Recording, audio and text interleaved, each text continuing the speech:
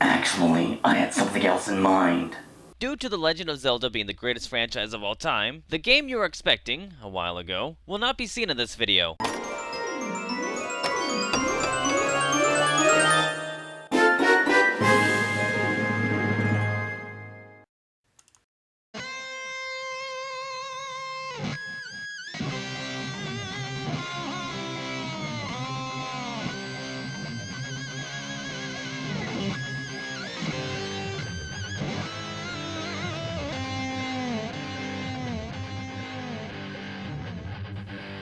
Playing a new Zelda game is always surreal.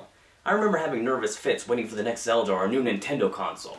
To actually behold one is unnatural. But now that I'm all grown up, I've learned to be patient. But it also helps to have two other consoles to keep me company.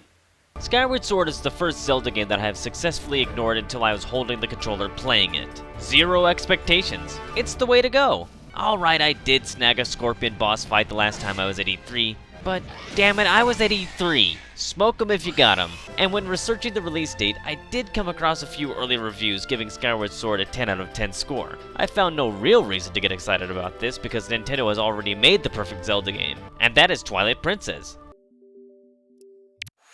One simple request. Just put me in a dungeon, okay? I don't need to spend an hour at my uncle's shack learning how to spin attack. Of course, no such luck in the wish department. Like always, I gotta hang out with the townfolk and listen to their pointless character-exposing chatter. You play as the End, the Knight Academy in the quiet town of Skyloft. You know, I've been making these Metal Gear jokes for years with these videos, and I'm not sure if anyone has noticed. Otacon in Twilight Princess, Big Boss in World at War, Raiden in the Black Knight, Meryl in Fallout 3, Raven in the Fake Review, Raven again in the Conduit. Part of the fun with making these videos is reworking old jokes so I don't have to write new ones. It's a critical mistake on my part because this can leave new viewers at a disadvantage. Let me demonstrate. Why is he saying damn like an idiot? Why is he putting stickers on his PlayStation 3? Who is that, hun? Oh, it's Future Storm. Who the hell is Future Storm? This, and the fact that it's been about, 3 minutes, and I've said around 2.5 sentences about Skyward Sword, is an example of why my subscription count is bleeding. So for your advantage, whenever I reuse a joke, I'll provide a prompt to give a little backstory. Okay, you play as the End. The End is in the Knight Academy of Skyloft. Skyloft is a small community in the sky. Civilization only exists in the sky because the goddesses were fed up with the evil on the ground, so they took the shotgun approach to problem solving and just pulled boulders above the clouds. And that's why everyone rides a bird today. Stuff and things, Zelda and the End are childhood friends, Zelda is captured, and the End must find a series of items under the clouds to save her. 4 years ago, Miyamoto promised that this Zelda game would be different. So what has changed? Immediately, I can see we have a criminally finite storage space, and shields can break. Okay, I can already see a broken Wii remote in my future. Also, the End now has an energy gauge, so by different, Miyamoto must have meant limited. But who really gives a flying hookshot about all that? What about the dungeons? Show me a dungeon. The first one is the Forest Temple, as I have come to expect, and it's a Zelda dungeon. Simply brilliant. How can I explain the fun of a Zelda dungeon to the uninitiated? It's like a Rubik's Cube with only 2 colors. And halfway through the dungeon, the cube only has 1 color. It's rewarding and beautiful puzzle solving. It's far from Bayonetta that will straight tell you when to use magic, insulting your free will. And it's far from God of War where Kratos will be buried in puzzle elements, delaying the solving because you just don't know where to start. Zelda is just right, by making you feel like a genius in as few steps as possible. The first 3 dungeons are all basically consecutively accessible with no side questing in between, and the lead up to these dungeons are puzzles on a wider scale. When I recognized what was transpiring, I did a reality check. So I can do a balls to the Temple of Time wall race to these dungeons, and since no humans live on this planet, there's only one group of entrepreneurs bitching about the stock market crashing and disappointing sake export numbers. Move over, Ocarina of Time, this is the greatest game. Controls. Let's just get this out of the way. Skyward Sword requires the Wii Motion Plus. I opted to purchase the special Wii Remote with this game because I missed out on the Wii Sports Resort hazing. The Wii Remote has always been able to track roll and pitch, but yaw was measured with a sensor bar. Yaw. That's why I really dig pointing with plus. After a short calibration upon startup, you don't need the sensor bar. Nyko has been foiled. These Zelda combat controls feature something that we've been asking for since the Wii's announcement. A core game that has one-to-one sword handling. Is it everything we wanted? Well sure, it's quite awesome. Swing where you want to swing and see it reflected on the screen. But it was up to Nintendo to ruin it, and they excelled at that. Take this Moblin, or Bokolin, Duke Nukem Alien. It will defend one side with its cleavers, so you have to hit it from the opposite side. You bring the Wii Remote into position, but it knows your tactic and it will now defend that side. You then try going back to the other side real fast, but the Wii Remote will register that as a swing. You hit its blade, you're stunned, and you're assed out.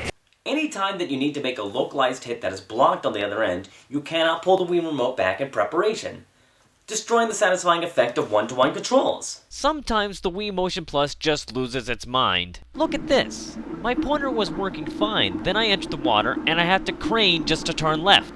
I was gonna go on about the A button dropping you and the stick pulling you up, and how it's backwards. A is for positive action and the stick is for sustained movement, but I guess I just did.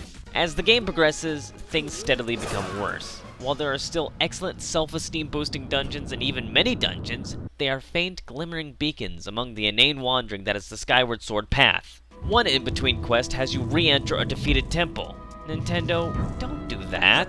That's how you ruin Phantom Hourglass. Another classic case, you'll get right up to the entrance of Dungeon 6, but it's blocked by fire.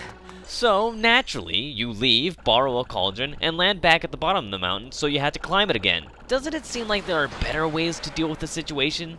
Like, diving through the fire? The end can handle second-degree burns. Another place, I was giddy when I saw land regeneration, but then I learned it was just time travel. What about boss fights, you ask? It's Zelda, so it's good stuff. It's also Skyward Sword, so they had to screw it up.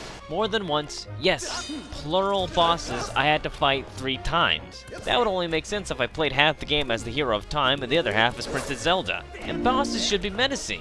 When the Langolier turned out to be Grimace, I felt more inclined to hug his toes, not chop them. The tentacled terror of the sea is just a Cyclops Rasta. Chabumbakla. Asking for help while fighting these bosses is another broken process. Your Navi / Tald / Lionboat / Midna of this game is Fi, a goddess computer that sounds strikingly similar to GLaDOS. I want her to give me a hint when fighting Queer Eye for the Hyrule guy, but what do I get when I ask?